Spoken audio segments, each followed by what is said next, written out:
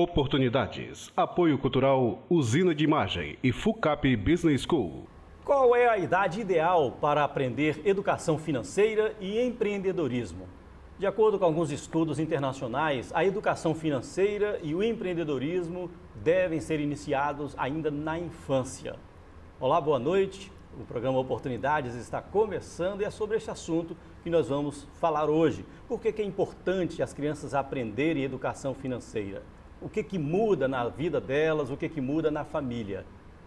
Para responder essas e outras perguntas, eu quero apresentar aqui as nossas convidadas de hoje. Primeiro eu apresento aqui a Arilda Teixeira, ela é economista, doutora em economia, professora da FUCAP. Boa noite, Guilherme. Tudo bem? Boa noite. Obrigado por ter vindo. Eu apresento também a advogada Ivana Bonesi, advogada, mestre também em Direito, professora da FDV e sócia proprietária do Inova Kids, que é um curso que trabalha justamente isso, a educação financeira e empreendedorismo com as crianças, né?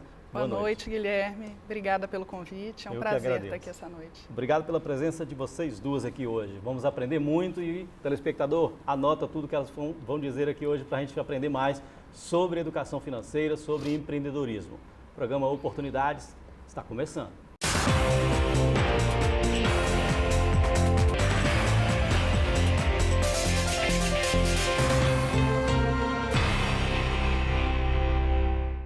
Mais uma vez, obrigado por vocês terem vindo hoje aqui. Eu queria fazer uma pergunta única para vocês duas. Primeiro, a Arilda pode responder. Por que é importante aprender educação financeira ainda na infância, como eu disse na abertura do programa? Porque isso deve ser um hábito que a pessoa tem que carregar para o resto da vida. O hábito que diz que a gente só pode gastar aquilo que tem. Então, a criança precisa entender isso, essas dimensões. E o primeiro público o primeiro mundo que ela tem é o mundo de dentro de casa. Então, por onde começa? Com os pais, com as atitudes dos pais. Não é fala. Na educação financeira não é o pai e a mãe falar que não pode comprar, não pode gastar ou que tem que guardar. São as atitudes dos pais em relação aos seus gastos e às suas posses, que vão dando à criança a percepção de o que é consumir, o que é guardar, por que se consome e por que se guarda. Quem tem 10 não gasta 11, né? Mais ou menos assim. Ou então, como minha avó falava, quem guarda sempre tem. Tá certo. Ivana Bonesi, e você, por que é importante ter essa educação financeira, o empreendedorismo também, que vocês trabalham lá no Inova Kids, logo na infância? O que a gente defende é que é muito importante uma educação que foque no desenvolvimento de habilidades e competências, né? É esse instrumental que a criança começa a desenvolver na infância e que ela carrega para a vida toda. Então, são habilidades e competências muito ligadas ao empreendedorismo, a essa capacidade, né, de empreender, e que é perfeitamente possível que a gente comece a estimular isso na criança desde muito cedo. Então, que competências seriam essas? A responsabilidade, o comprometimento, a persistência, o saber se planejar, né? Especialmente a criatividade, iniciativa. Então, há um formato de educação moderna, diferenciada, que permite que isso seja estimulado na criança desde muito cedo. E é um comportamento que ela carrega para a vida. Agora, porque a gente fala de educação financeira, a primeira coisa, pelo menos, vem à minha cabeça aqui, é uma coisa de adulto, né? Sistema financeiro. Não é por aí não, então, nesse caso? Não. O que a gente entende é que a criança ela tem uma curiosidade que é muito natural e saudável sobre essas questões ligadas ao mundo real, né? Ao dinheiro, ao uso do dinheiro. E não tem por que a gente afastar a criança dessas discussões. É possível, perfeitamente possível, que essas discussões sejam trazidas para o universo infantil. Agora, mas eu não percebo isso hoje na família brasileira, né? Por exemplo, a gente vê muitas famílias, Arilda, endividadas, principalmente depois dessa crise aí, aumentou o número de famílias endividadas. O que está faltando para ter esse tipo de educação? Bom, como eu falei no início, eu acho que falta dentro de casa as atitudes dos pais. Né, de mostrar isso para os filhos. As crianças estão sendo muito mal educadas em questão de valores e de comportamentos. Mas por trás dessa incapacidade ou dificuldade dos pais de fazerem isso, A minha leitura dessa situação é a falta de alfabetização em matemática do brasileiro. Tá? Nós somos uma sociedade em que predomina o analfabetismo de matemática, que é a linha de conhecimento que desenvolve raciocínio lógico nas pessoas. Mas que matemática é essa que você está falando? É a básica mesmo? Da escola, que ensinou a somar, que ensina a dividir, que ensina a agrupar termos semelhantes, que ensina a colocar coisas que estão relacionadas. A matemática, o brasileiro tem uma percepção muito errada da matemática. Fala que matemática não serve para nada. Porque ele fala que eu não aplico isso em lugar nenhum na minha vida. A gente aplica a matemática na capacidade de raciocinar que nós temos. Ela nos dá a percepção do que é, o que vem primeiro, o que vem depois. Ela nos dá a percepção da relação de dependência entre duas coisas. Então, nos permite ter critérios de análise. Nos permite identificar prioridades e saber também dar valores relativos para as coisas que nós fazemos. Mas pelo que você está falando, quem não sabe muito matemática vai ter dificuldade de aprender educação financeira? Sim, exatamente. Então, a solução seria, vamos imaginar um adolescente, já saiu da fase infantil, está na adolescência, ela quer aprender educação financeira, ela precisa voltar ali para aprender mais aquela matemática? Ela já devia estar alfabetizada em matemática, porque essa alfabetização é que vai dar essa percepção. Inclusive, de ele identificar, saber o que é caro, o que é barato, o que eu posso comprar e o que eu não posso comprar. Nós temos estatísticas no Brasil que são alarmantes em relação à alfabetização de matemática. Uma delas, que é o último dado que eu tenho, nós temos das crianças que saem, dos brasileiros que concluem o ensino médio no Brasil, apenas 17% é alfabetizado em matemática. Ninguém ali, eu não quero fazer matemática, eu quero ser pintor, eu quero ser pedagogo. A matemática vai ajudar o pintor, o pedagogo, um médico, porque ela vai dar àquela criança, àquele adulto, a percepção de referência, o raciocínio lógico. Entendi. Se nós temos essa estatística, a dificuldade de se entrar num desdobramento do raciocínio lógico, que é compreender os limites dos gastos a partir de uma quantidade de dinheiro que se tem, está dado o problema.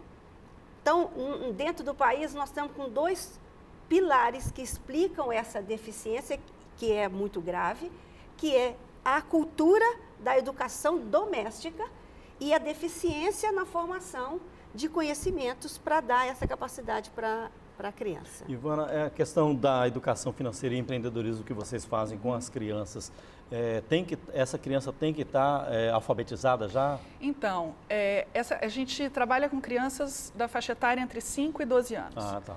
Então, as crianças que já começaram no primeiro ano do fundamental e têm essa noção.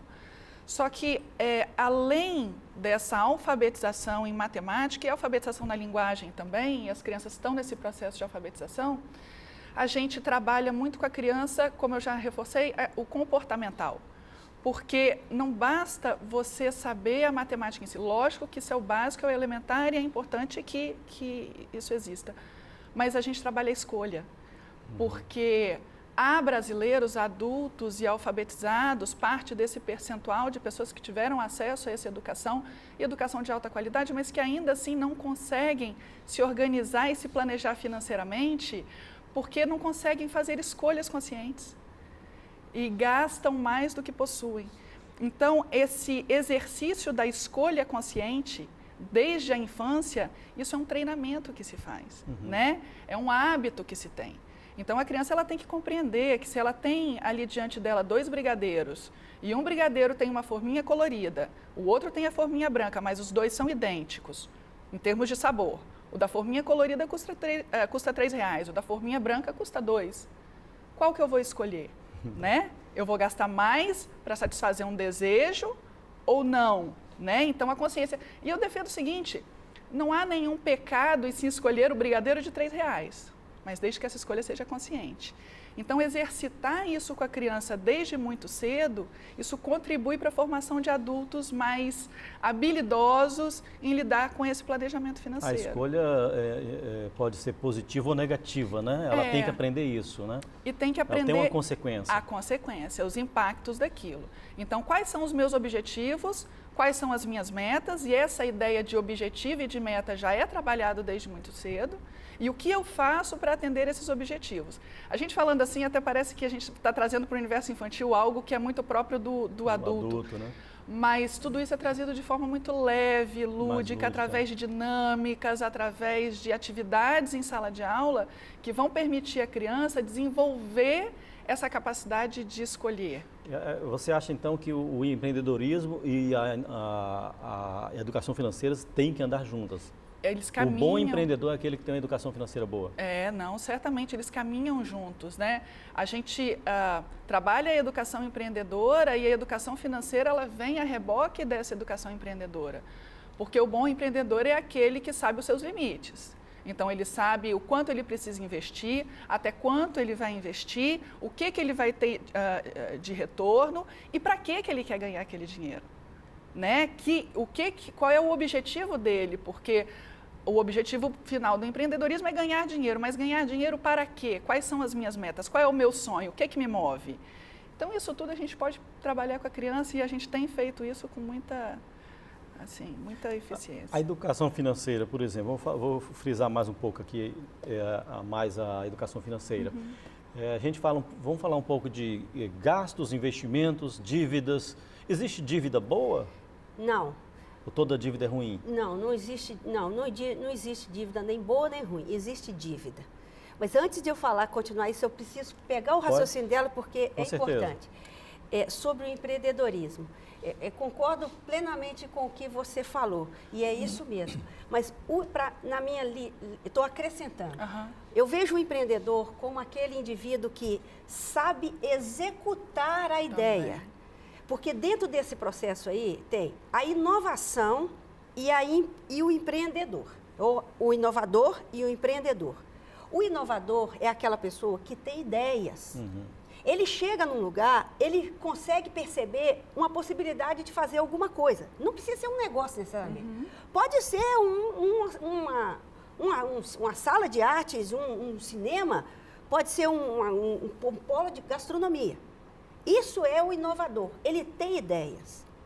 Dentro desse processo tem um outro espírito, uma outra habilidade, que é complementar, que é o empreendedor. O empreendedor sabe executar a ideia. Além de ele perceber que aquela ideia é economicamente viável, ou então simplesmente é viável porque ele quer fazer, ele sabe ordenar os processos para executar. Atitude, você está falando. Isso. E aí eu vou insistir. O que faz isso em nós? Advogados, médicos, professores, é o raciocínio lógico que nós aprendemos. Então, é preciso isso. Aí, voltando na sua questão da dívida. Vamos fazer o seguinte, responda essa questão da dívida, se existe dívida boa ou ruim, no próximo bloco. Ok. Estão me pedindo intervalo, vou fazer intervalo. Daqui a pouco a gente volta com oportunidades. Até já.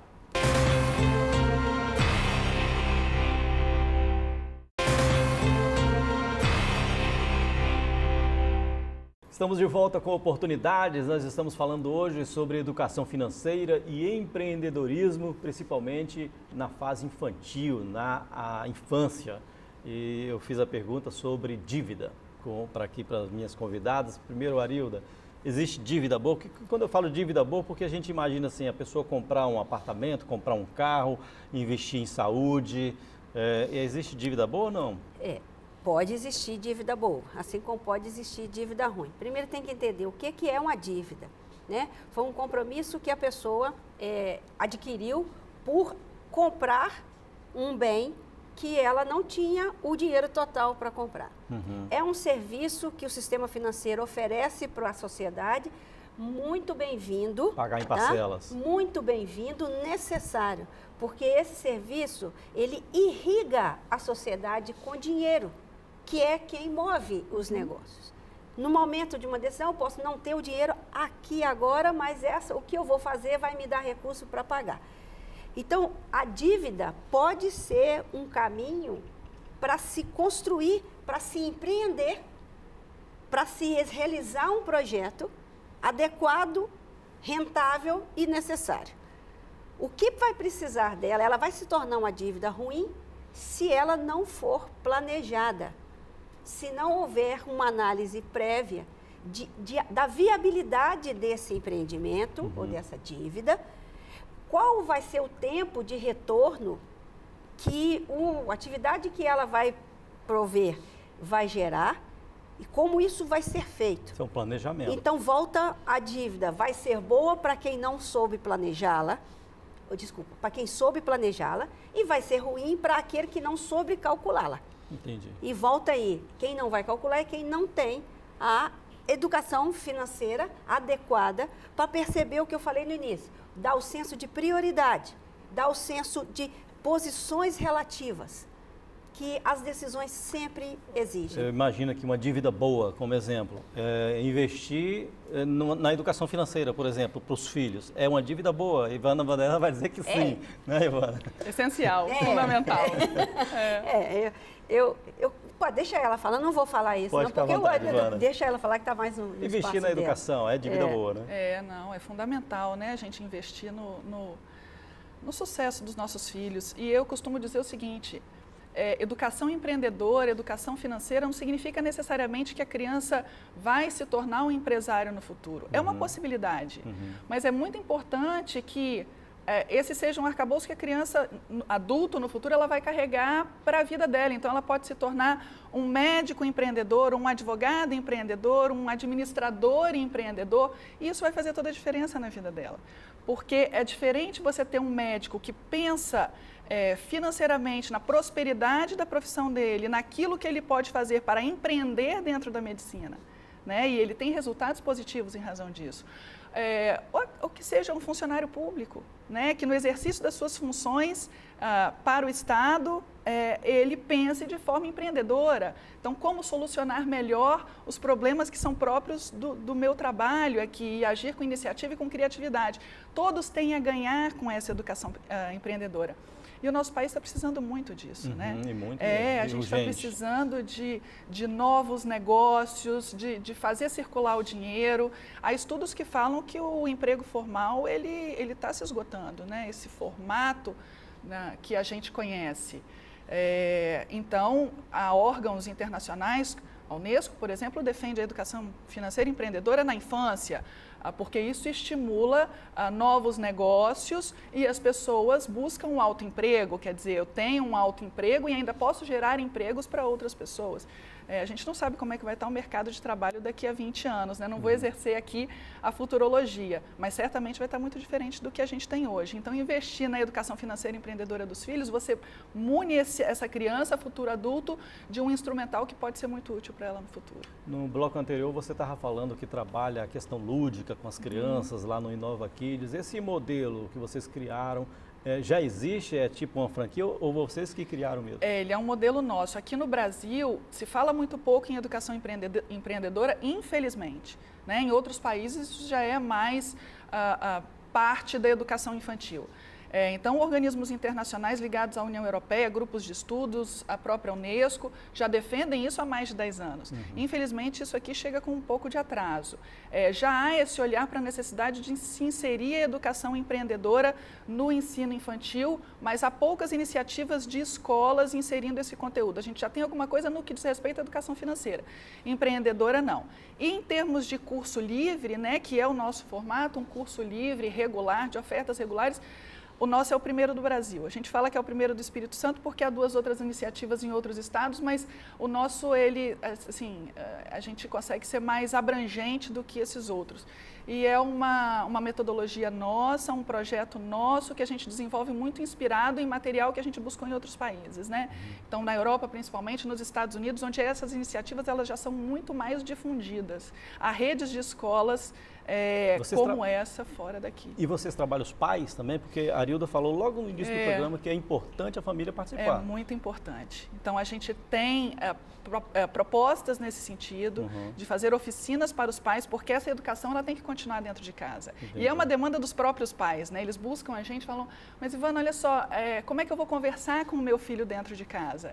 Porque a criança chega em casa com questões diferentes, então tem que ter a continuidade daquele diálogo e algo que seja, que não destoe. Entendi. Então, há iniciativas nesse sentido de promover ações para os pais, Posso dar um inclusive exemplo? online. Posso dar um exemplo aqui da família da Arilda? Arilda, se me permitir, você já falou isso aqui em um programa anterior a esse, um tempo atrás, que na sua casa, você me corrija se eu estiver errado, você que faz o orçamento da família lá, fica controlando, Sim. né? Você só não controla o gasto com livros, você falou isso aqui uma vez, Sim, continua sim, assim. Sim. Explica por que isso, essa é a dívida boa? Não tem gastos, não tem limite para livros. Minha filha precisa, o colégio, agora ela está na faculdade. Educação sempre vai. Quando sempre. quer comprar alguma coisa, Aí você... é caro, mamãe. Então nós vamos deixar de fazer isso, porque esse dinheiro a gente leva para o livro. Recentemente, teve que comprar um livro que custava muito caro. Tem que renunciar a alguma coisa. Eu não vou falar o preço, mas é muito alto. Aí ela estava muito preocupada, porque é muito caro. Eu falei, é simples, eu não vou te dar isso você não terá presente de aniversário e eu compro o livro para você. Aí é o saber escolher, né? Aí ela achou excelente, porque ela estava precisando. Eu quero só pegar um gancho dela aqui sobre a educação dos pais, em relação a essa educação empreendedora.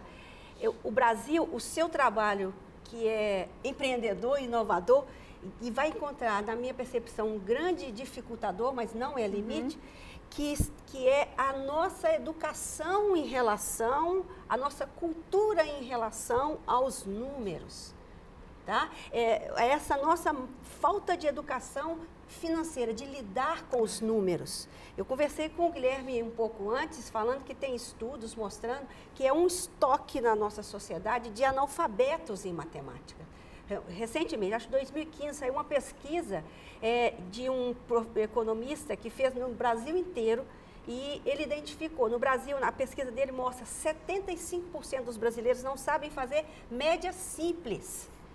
Dentro desse grupo de brasileiros, tem um percentual que não consegue calcular o horário que ele tem que levantar de manhã para chegar no trabalho na hora que ele tem que chegar. Ele chamou a nossa população de zumbis da matemática. E é esse raciocínio que eu venho reiterar, que você não está nesse foco, mas vai prescindir dele, claro, que vai ajudar o seu trabalho a ser mais bem-sucedido ou menor, com essa informação. E os pais têm dificuldade de ensinar para os filhos, porque os pais não têm. Nessa pesquisa desse economista mostra, o problema nosso da matemática é tão sério que não é uma questão de fluxo, não é essa geração que está aí. Nós temos um estoque de analfabetos. Os pais, os avós, os bisavós estão nessa situação. Então, essa questão da educação matemática financeira no Brasil, para mim, ela passa primeiro pela educação doméstica dos pais. Tá? É comportamental. E nas escolas? As escolas têm que preocupar com a educação financeira? Sim, a Unesco está propondo. Só que a Unesco, quando ela fala isso, ela está pensando num mundo em que as crianças estão alfabetizadas. O nosso mundo brasileiro, as crianças não estão alfabetizadas em matemática. Lamento informar, mas não estão. É um trabalho de geração, você acha? É um trabalho de geração, porque isso não se acaba. Porque nós temos 500 anos que nós não estamos fazendo isso. Nós não podemos ter a pretensão de, em um ano, em uma legislatura política, acabar com esse problema. É sério, é grave. E é um entrave para o empreendedor, para a atividade econômica, para a riqueza do país. Ivana, quer acrescentar mais alguma coisa? Não, eu acho que a gente parte desse pressuposto, né, dessa necessidade de se educar matematicamente e o raciocínio, porque a matemática, ela pressupõe esse raciocínio lógico, para depois poder refinar essa educação. E a educação financeira e empreendedora, ela é um refinamento, né? Você tem que partir de um mínimo ali necessário para depois elaborar esse raciocínio. Então, é fundamental que isso aconteça mesmo. Que bom. Olha só, o programa Oportunidade está chegando ao final. Antes de encerrar, eu gostaria que vocês duas dessem o último recado para o nosso telespectador, pedir a Arilda para iniciar essas considerações finais. Matemática não foi feita para gostar, matemática foi feita para aprender. É ela que nos dá a capacidade de discernir o certo do errado, o cedo do tarde. Então, aprenda, E depois vai ser o empreendedor, vai tratar da sua vida, vai ser o psicólogo, o poeta, o médico que você quer ser. Seja empreendedor da sua vida com o seu raciocínio lógico. Ok, muito obrigado, Arilda Teixeira. Ivana Bonesi, suas últimas considerações. Se você quiser deixar o telefone do Inova Kids também, para as pessoas que queiram levar seus filhos para ter essa educação financeira, esse empreendedorismo, fique à vontade. Pois é, educação financeira e empreendedora é coisa séria, é coisa que pode começar na infância, deve começar na infância, para que essa criança já desenvolva habilidades e competências associadas ao empreendedorismo e que podem fazer a completa diferença no futuro profissional dela. Então, é um investimento importante, necessário. E quem quiser procurar a escola, estamos à disposição pelo telefone 3097 9000, ou quem preferir mandar um e-mail, Ivana, IVANA, @inovakids, Inova Kids, tudo junto com K, .net.br. Então, aí os nossos dados, estamos presentes nas redes sociais também. Sigam-nos no Instagram, no Facebook, a gente está à disposição para tirar qualquer dúvida. Ivana, muito obrigado também pela sua participação hoje aqui, pelas suas explanações, obrigado a vocês duas. Lembrando o seguinte, a sua vida é afetada positiva ou negativamente pelas suas decisões, principalmente decisões financeiras. Pense nisso, tá?